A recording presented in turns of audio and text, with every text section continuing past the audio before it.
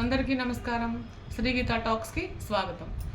ఈరోజు నేను ఎప్పుడు తీసే దేవుడి కథలు, భక్తి ఇవే కాకుండా సమకాలీన అంశాల మీద సమాజంలో జరుగుతున్నవి, మన సోషల్ మీడియాలో వైరల్ అవుతున్నవి, మనకి చాలా వరకు మన జీవితానికి దగ్గరగా పనికొచ్చేవి కూడా వీడియోలు చేయాలనుకుంటున్నా.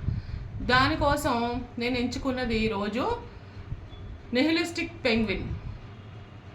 నిహిలిస్ట్ పెంగ్విన్ అంటే నిరాశావాద పెంగ్విన్ అనమాట, తెలుగులో చెప్పాలంటే. ఇది ఇప్పుడుది కాదండి, ఈ మధ్య సోషల్ మీడియాలో ఈ మధ్య బాగా వైరల్ అవుతుంది. 2007 సంవత్సరంలో 2007లో వచ్చిన ఒక డాక్యుమెంటరీ అనమాట ఇది. అతను ఒక అంటార్కిటికా ఖండంలో జరిగింది.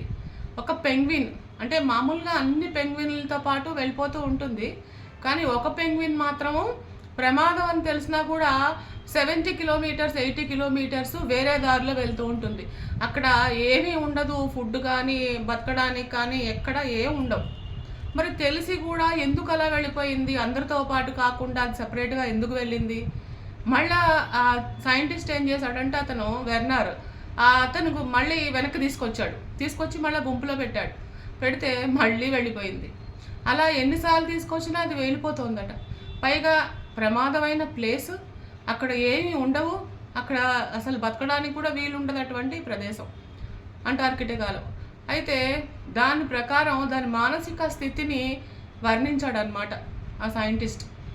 అదే అది ఏమనుకుంటుంది, ఇంకా అందరితో ఉన్నది చాలు, ఇంకా విసిగి వేసారిపోయాను చాలా, నేను ప్రశాంతంగా అన్నీ వదిలేసి బతకాలనుకుంటున్నాను, అది ప్రమాదమైనా సరే ఏమైనా సరే అని వెళ్ళిపోతుంది అని మానసిక స్థితిని గురించి వివరించాడు.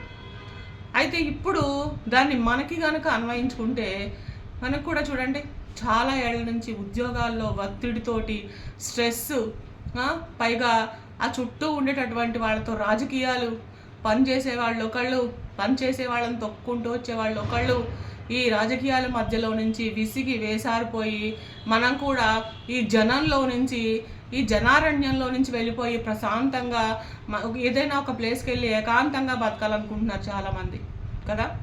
సో అలా అనుకోవచ్చు, అంటే మనం రకరకాలుగా తీసుకోవచ్చు అనమాట ఈ పెంగ్విన్ యొక్క మానసిక స్థితి నుంచి.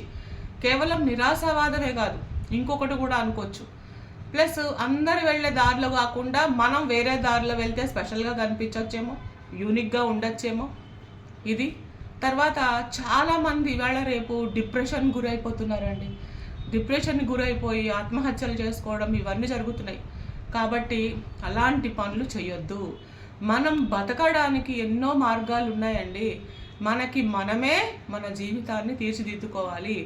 ఒకరి కోసం బతకొద్దు, మనం మన కోసమే బతకాలి. తర్వాత చుట్టూ ఉన్న వాళ్ళతోటి కలిసిమెలిసి ఉండాలి.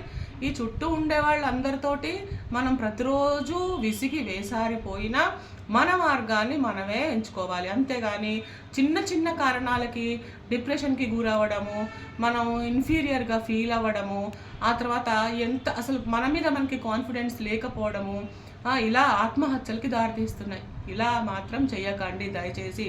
సమాజం అన్నాక అందరూ ఉంటారు, అందరి మధ్యలో బతకాలి, జాగ్రత్తగా మనం వెళ్తూ ఉండాలి. కాబట్టి ఈ ఆలోచన అనేది మనిషికి దేవుడిచ్చిన గొప్ప జ్ఞానం, విచక్షణ, ఆలోచన. దానితో పాటు మనం ముందుకెళ్ళాలి. అంతేకాని మనం అనుకుంటూ ఉంటాం మరి పరిస్థితుల ప్రభావం వల్ల ఒత్తిడి ఉండొచ్చు, మనకి విపరీతమైన టెన్షన్స్, స్ట్రెస్ ఇవన్నీ హెల్త్ మీద ప్రభావం చూపిస్తాయి.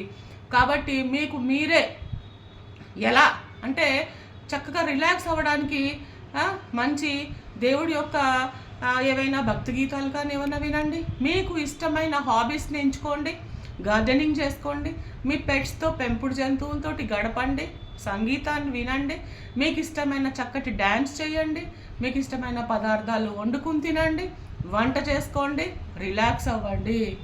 ఎన్నో ఉన్నాయండి. ఇంకా మీకు ఏదైనా తోచట్లేదు అనిపించింది అనుకోండి, వృద్ధాశ్రమాలు ఉన్నాయి, మనం వాలంటరీగా వెళ్ళి చేయొచ్చు. అనాథ శరణాలయాలు ఉన్నాయి, చేయొచ్చు. మనం చాలా అదృష్టవంతులండి. ఎంతోమంది మనకంటే ఇంకా ఎన్నెన్నో స్థాయిలో ఉన్న వాళ్ళు ఉన్నారు, మనకంటే పాపం తక్కువ జీవితంలో ఉన్న వాళ్ళు ఉన్నారు, కనీస వసతి సౌకర్యాలు లేని వాళ్ళు ఉన్నారు. వాళ్ళందరితో పోల్చుకుంటే మనం చాలా అదృష్టవంతులండి. ఈ దేవుడిచ్చిన జన్మని మంచి దారిలో పెట్టుకొని చక్కగా సఫలీకృతం చేసుకోండి, సక్సెస్ అవ్వండి.